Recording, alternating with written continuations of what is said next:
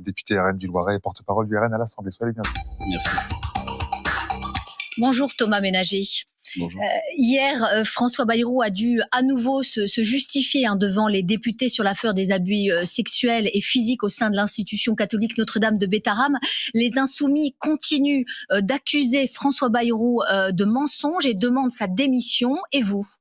Nous, depuis le début, c'est une affaire grave. Nous refusons de rentrer dans une instrumentalisation d'une affaire abjecte avec derrière des vies qui ont été cassées, brisées, en essayant de faire de la politique sur ce sujet. Nous croyons en la justice. La justice devra lever le voile sur les responsabilités des uns et des autres. Et on se rend compte que c'est peut-être plus complexe qu'il ne paraît au début, et notamment, comme le souhaite la gauche, en donnant une responsabilité totale à François Bayrou.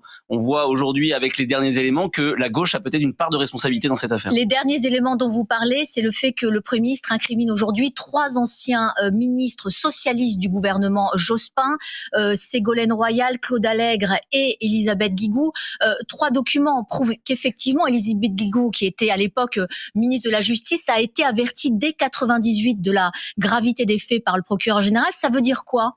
Comment vous interprétez ces nouveaux éléments ? C'est une faillite collective ? Ça veut dire que dans ce genre d'affaires, comme très souvent, il y a une part de responsabilité d'un certain nombre de personnes, une faillite collective, une faillite de l'État depuis des décennies, et heureusement ça change, mais il y a encore énormément de travail sur la question des violences sexuelles, des violences physiques aussi vis-à-vis des jeunes dans un certain nombre d'institutions. On a vu dans le sport, on le voit dans tout un tas de domaines où petit à petit, l'omerta pendant des années se lève, et il y a besoin maintenant que la justice ait les moyens de faire son travail, que l'administration ait la capacité de contrôler quand il y a ce genre de cas, mais attention à ne pas jeter l'opprobre sur toute la classe politique, sur toute la justice ou sur toutes les institutions catholiques ou sur toutes les institutions qui sont au contact des jeunes. Il y a des problèmes, il faut les régler, mais il ne faut pas instrumentaliser et détourner l'attention. Est-ce que vous dites à travers vos mots que les Insoumis instrumentalisent justement cette affaire ? Mais bien entendu, ils veulent se faire à la fois la tête de François Bayrou et la tête de l'enseignement catholique dans notre pays, de l'enseignement privé, en rouvrant un peu les débats qu'il y a pu y avoir dans les années 80. Alors, il ne faut pas nier qu'il y a pu y avoir des responsabilités, qu'il peut y avoir des problèmes, qu'on est face à une affaire qui est un scandale qui est très grave, parce que je vous le dis, il y a des enfants, des vies brisées, il y a encore des cas qui doivent exister, qu'on ne connaît pas encore aujourd'hui, et il faut le faire de manière sérieuse, sans faire de la politique. Et donc sans demander la tête ce matin de François Bayrou. Nous, depuis le début, on a été clair, si François Bayrou a menti, et qu'à un moment on a la certitude qu'il a menti devant la représentation nationale, il faudra qu'il s'en explique et il devra se poser lui-même la question. Mais après, il ne faut pas demander la tête du Premier ministre et faire de la politique, parce que je pense que c'est ce que sait faire la France Insoumise. Ils ont oublié toutes les victimes, ils ont oublié tous ces jeunes, ils s'en fichent au final totalement. Ce qu'ils veulent, c'est la tête de François Bayrou, et je pense que ce n'est pas à la hauteur de la gravité de cette affaire. Aujourd'hui, les députés vont examiner la motion de censure du PS après les propos de François Bayrou sur le sentiment de submersion migratoire. Est-ce que le RN votera cette motion ? Non, depuis le début, nous avons dit que nous ne voterions pas cette motion, puisque vous l'avez expliqué, c'est une motion qui vise à contredire le Premier ministre, qui a eu un peu de courage en indiquant qu'il y avait un sentiment, c'est pas un sentiment, mais de submersion migratoire. Nous le disons au Rassemblement national depuis des années. Je pense que c'est aussi une victoire idéologique de ce que nous portons dans le débat sur la question de l'immigration depuis des années, quand on voit que certains qui nous ont combattus, qui ont dénoncé ce que l'on pouvait dire sur la question de l'immigration, viennent à constater cette submersion migratoire, parce qu'elle est réelle.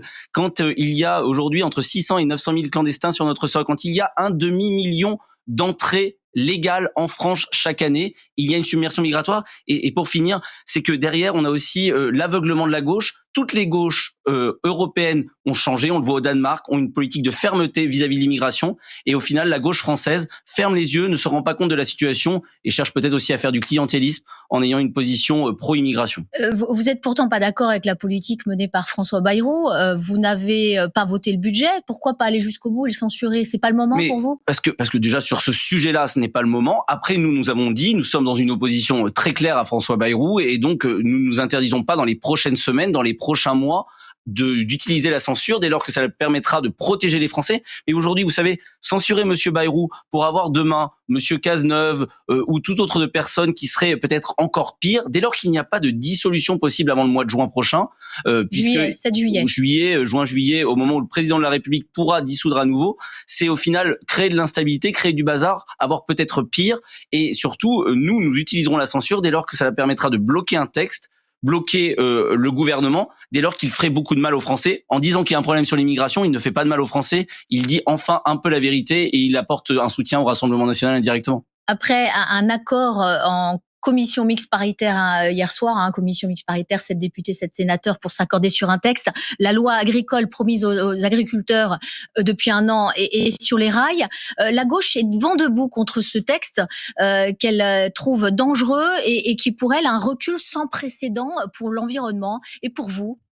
Nous attendrons de voir. Le texte est sorti hier soir. On aura un échange au sein de notre groupe pour étudier point par point ce texte. Mais nous sommes relativement favorables à cette loi d'orientation agricole qui va dans le bon sens, mais c'est vraiment un tout petit pas. Il ne règle pas, ça ne règle pas les vrais problèmes de fond en matière agricole. La question des prix, la question de la négociation avec la grande distribution et des prix garantis pour nos agriculteurs pour qu'ils puissent vivre de leur travail et non de subventions.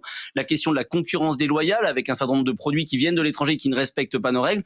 La question encore du Mercosur, où on attend réellement un vrai combat de la part de la France pour éviter que cet accord qui est défavorable à nos agriculteurs se mette en place.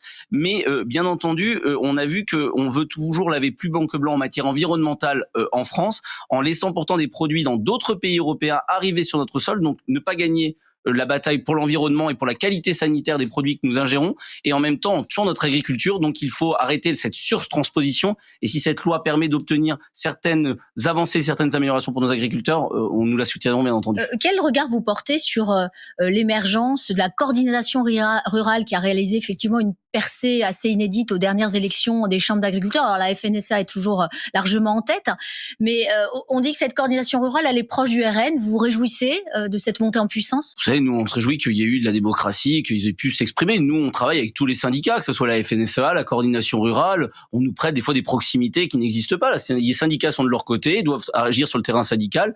La FNSEA, les partis politiques agissent de l'autre côté sur le terrain politique. Nous, on travaille avec tous les syndicats agricoles qui veulent travailler avec l'Assemblée nationale, avec les députés, avec les partis politiques. Et tant mieux si, par contre, il y a au sein de la FNSEA, au sein de la coordination rurale, un certain nombre qui voient dans le programme du Rassemblement national une constance en matière agricole, une défense des intérêts agricoles, de notre souveraineté, parce que c'est un enjeu majeur pour les années à venir. Richard Ferrand, qui est le candidat désigné par Emmanuel Macron pour prendre la tête du Conseil constitutionnel, sera auditionné ce matin par les commissions des lois au Parlement. On sait que les Républicains ne voteront pas pour lui, la gauche ne votera pas pour lui. Que va faire le Rassemblement national ? C'est le concept. Il y a, vous l'avez dit, une audition en commission des lois. Donc nous prendrons une position à l'issue des auditions. Ce qui est certain, c'est qu'on voit qu'il y a des nominations qui sont des nominations en partis politiques, qui sont en lien avec une proximité. Monsieur Ferrand est un visiteur du soir historique de Monsieur Macron, est un proche, n'est pas un grand juriste. Après, nous, ce que nous allons attendre de voir, c'est ses réponses. Est-ce qu'il considère que dès lors qu'il sera au Conseil constitutionnel, il prendra son rôle de sage, de neutralité totale? Est-ce qu'il va nous répondre sur quel est le rôle précis du Conseil constitutionnel pour éviter qu'il dépasse un certain nombre de ses fonctions? Le Conseil constitutionnel, ce n'est ni un législateur, ni un constituant. Il ne doit pas remplacer le peuple qui doit voter et les députés. Mais est-ce que vous me dites ce matin, c'est que vous pourriez valider cette candidature qui est quand même proche d'Emmanuel Macron? Vous pourriez faire ce cadeau à Emmanuel Macron? Non, je pense. On pourrait éventuellement, mais ça sera les commissaires aux lois de s'exprimer du groupe Rassemblement national à l'issue de ces auditions, s'abstenir, parce que vous savez, si on bloque Monsieur Ferrand, si pourtant il apporte des réponses sur la neutralité, l'indépendance du Conseil constitutionnel pour avoir quelqu'un de pire, parce que Monsieur Macron ne nommera pas quelqu'un qui est proche du Rassemblement national, et dans tous les cas, c'est pas l'objectif. L'objectif, c'est d'avoir des juristes, des sages qui feront leur travail de respect de la Constitution, de veiller à ce qu'elle soit respectée, mais qui n'outrepassent pas leur Donc, si je résume, une approche plutôt bienveillante, ou en tout cas une neutralité bienveillante, c'est-à-dire plutôt sur un principe d'abstention ce matin. Nous verrons en fonction des réponses. Une approche pragmatique, dans tous les cas, on ne sera jamais satisfait de la nomination. Donc l'idée, c'est de savoir au moins si la personnalité qui sera nommée saura faire fi de ses engagements politiques passés et faire son rôle de manière indépendante, avec cette hauteur de vue, cette hauteur d'esprit que l'on attend de ce qu'on appelle les sages, et qui ne sont plus des politiques, qui deviennent des sages et qui sont garants de notre Constitution et de notre État de droit et des grands principes qui font notre société. Merci beaucoup, Thomas Ménager. Bonne journée. Merci beaucoup, Alix. Merci Thomas Ménager d'avoir été avec nous ce matin dans la matinale de France.